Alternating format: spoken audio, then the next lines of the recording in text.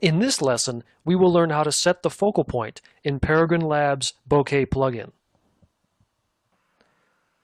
So one thing that I haven't discussed is how to control focus. Focus is done with the camera node. So if we look at focal distance, it says 185. But let's set it to maybe 100.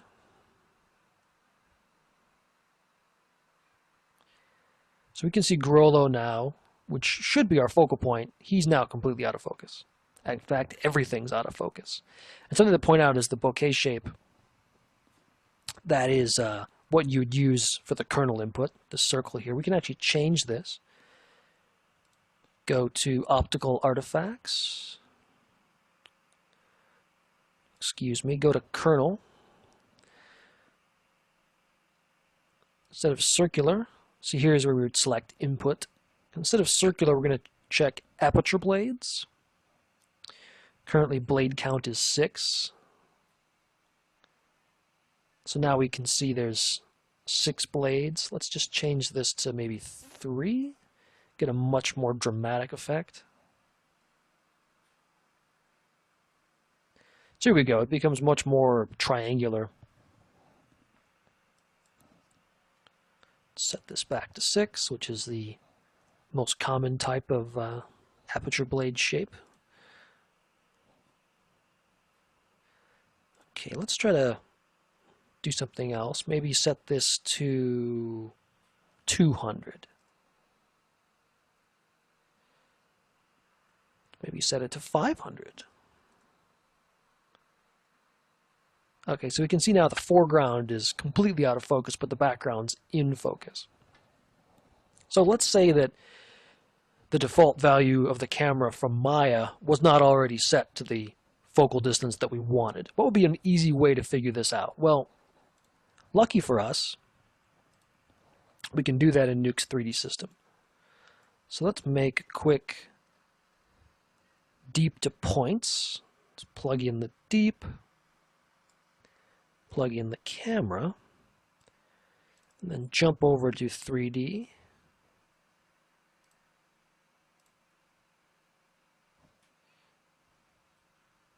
Alright, so this is where things are in 3D space. You can see this is where our scene is. This is our camera.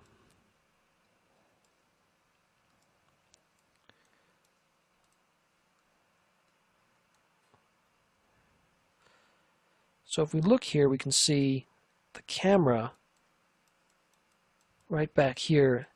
There's this little X, this little cross. This is actually representing the focal point. This is at a distance from the camera's origin, from its film back, that is the number of units we're looking for. So obviously we'd want to set it to something a little bit more reasonable, something around the character. So I'll just zoom in a little bit here, and then I'll show you as I move this. Let's bring this down to 400, 300. Okay, now it's appeared in frame. Be a little bit more granular about this. Now you can see it's moving. Let's just set it back to 185, which is I knew it needed to be anyway. So it's right here in front of Grollo's face. This is the focal point. So if you didn't know where the focal point was supposed to be, this would be a really great way to do it. And if you needed to animate the focal point for some kind of a rack focus, you'd be able to follow along in 3D space perfectly just by using this as a reference point. So there we have it. So this is how you use the basic functions of pgBokeh. You can obviously get into the details of some of these things, but in general, these are the most important ones to creating a look. I'll go over them again. Real world lens simulation, make sure that's checked, and then make sure that the aperture, width, and height match what the plate or what the CG camera's aperture size should be. In this case, aperture just means film back size. They've changed the name. Depth style real, and of course, depth channel deep dot front. Always use deep if you have it. And the kernel to dial in some realism. So that's it. That's pgBokeh. And I hope you've learned something. We have now reached the end of the lesson. We learned how to set the focal point in pgBokeh using point clouds and a camera in Nuke's 3D system. In the next lesson, we will put the finishing touches on our composite.